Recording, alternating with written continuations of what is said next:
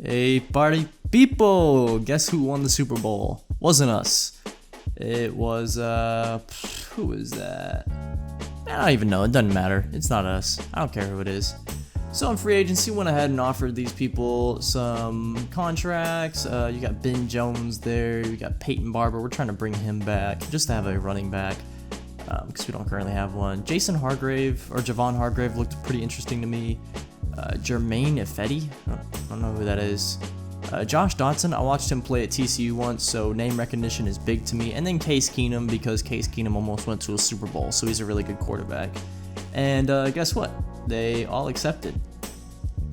So, you know, I'm not saying that necessarily Case Keenum's the quarterback of the future. That might still be Nicky Fitz, but, you know, it's not bad to have a Super Bowl-bound quarterback that, you know, he was almost there. He basically was in the Super Bowl, and I'm trying to win a Super Bowl. So, yeah. Everybody accepted, though, in week 1. And so I knew week 2, I didn't have much else to do. We have a lot of young players on this team, so week 2 was up ahead, and all I offered was Tremaine Johnson. He's a cornerback. He seemed pretty good. And then Robert Quinn. Watched him a few games in Dallas, and he seemed pretty good. And then Brooks Reed has a really cool man bun looking thing, and guess who all accepted? They all did. Nobody rejects me. You know why? Because they want to win a Super Bowl too. And so from there on, I decided that it's time to go ahead and relocate the stadium. I tried this the first year. They shut me down. I'm trying it again this year. We'll see if we can get out of Tampa Bay here, at least renovate the stadium. And on we were to the draft. So with my first pick, I had pick number 3, and I figured, what's better to do with your first pick than get rid of it? So I kind of looked at what we had offered available, because I didn't feel like we need a first round pick. I feel like we need more picks. More picks is better than good picks, right? Probably. So I looked at some offers, and it wasn't New York. And then I looked at it a little more, and I was like, oh no, it is New York. So we went ahead and traded around our first round pick. Then we had the second round pick. We had number 3 as our pick. Looked at some running backs. Jamal Simpson kind of interested me. He had a decent combine. Bradley Jarrett was supposed to go first round, but he's still up, and I've been looking at him all season. I'm just joking. I hadn't done any scouting, honestly, to this point. This is all kind of new to me. So, you know, these were just projections I was looking at. But, I mean, I know what I'm doing still. I'm still going to have a great draft. And so I'm looking through, what do we need? Desmond Silas is really intriguing. I was thinking maybe I could be greedy and get him 3rd round. Went ahead and added him to the board. Here we are at left outside linebacker. Nothing super interesting here. The linebacking didn't look great. Then free safety. I saw this guy named Trey Brooks. He's a hybrid safety from North Texas. You better believe he's interesting. If he's still up in the 3rd round, I'm getting him. And then I looked at some fullbacks. Not that I'm going to draft a fullback this early. You know, you're supposed to draft fullbacks like later, right? You do draft fullbacks, right? Probably. Chance Howard. Let's add him. So Bradley Jarrett, I think I'm looking at him. I pick him, and guess what? Everybody's telling me you just picked a great pick. He should have gone early. He fell down the boards for no reason, and I got him now.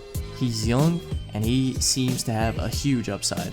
And running backs are a secure bet for the future. So, you know, pick number 3, draft round 3, I was like, let's get rid of this one too. I don't need this one. So we're going to head and trade for the future here. And with my next round pick, I tried looking at wide receiver. There was Malik Finney, who was supposed to go in the 3rd round and looked interesting to me. He still hadn't gone yet. And I was like, well, it's round 4. I mean, he's got to be worth picking up at this point, right? He seemed to have a decent combine too. Tried looking at the line. Stephen Haskins was really interesting to me, but I thought I could go ahead and pick him up in round 5. And so I went ahead and actually pulled the trigger on Terrence Cross here. And people were questioning this draft pick. So in round 6, because I forgot I didn't have round 5, I'd already lost out on some of the guys I really wanted. Jaron Guyton was interesting to me. I'm going to go ahead and look at linebacker here, and there's nothing left. There's like scraps on the table at this point. Let's try left outside linebacker. Whoa, Dion Beard, kind of interesting, but he had a horrible combine, so went ahead and left that one alone. Coming over to end, I saw Quandre Lee actually from Utah, and he was really interesting to me. Went ahead and went for him, and maybe not my best pick. Round 6. What else can I get here? Maybe a fullback? Is it too early to go fullback? I didn't think so.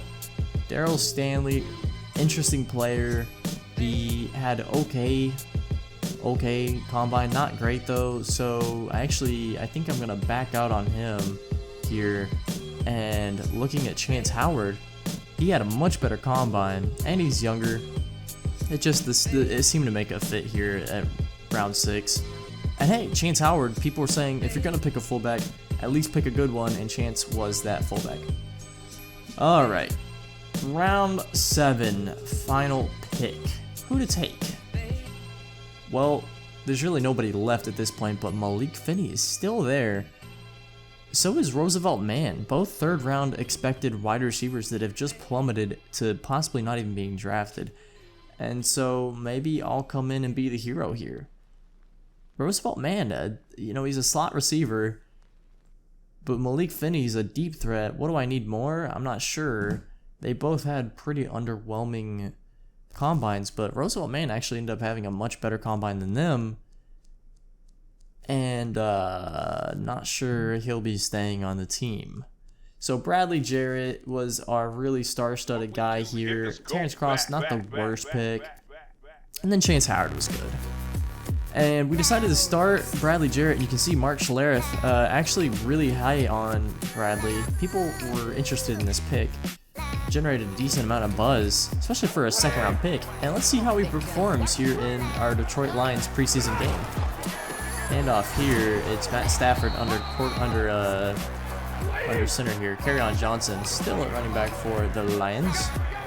It's like a man in motion.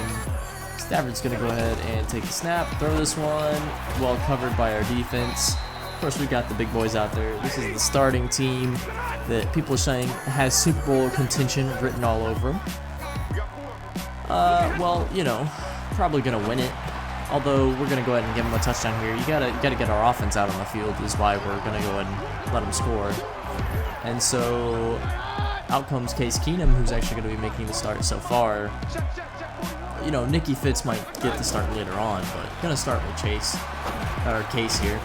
And Case is gonna find his man. That's a really good pass right there. Already thrown a pick on the day, but he's just getting the oil out, getting the rust out. And that's gonna be 1st and 10. Case Keenum under center. We decided to run an RPO here and go ahead and hand off to Bradley Jarrett, who is gonna really show his speed. Able to just burst out to the side there. Unfortunately, bad blocking. And you can see we actually ended up cutting the wide receiver. Roosevelt wasn't exactly a caliber for this team. Case again, another handoff to Bradley Jarrett, and Bradley Jarrett's just dominating at this point, as he's going to put us in scoring range here. Case in the shotgun here. Looks like we got a bit of a loaded trips right. Case is going to throw this one and almost gets it picked off. That was close. That was not good. 3rd and goal now. Can we go ahead and score a touchdown? That would be fun. Case going to take off with this one. He's going to run it and he's going to throw it last second. And Mike Evans picks up the TD here. But they're going to say this one was a forward of the line. It's going to count as a down, and that's going to be 4th and goal, which we'd unfortunately have to kick for. Can we at least get the kick? Yes, okay. And that would be the end of my watching preseason games. Just not as good as the regular season. You'd go ahead and see at the end of game 1, we'd go ahead and take the dub, of course, with a great offensive day. That's what I like to see, and held them pretty well on defense. So, going into game 2, how did we perform? Well, we won. Offense didn't look as good, but our defense also didn't look good, but we won. That's the main thing that matters. Game 3, could we pull off another victory? No, that's a tie. Well, tying is like kissing your sister. That's disgusting. Gonna go wash my mouth out now. So anyway, I think it was a pretty successful offseason. Please let me know how I did. And by that, I mean tell me how good I did. I'll see y'all for the beginning of season 2.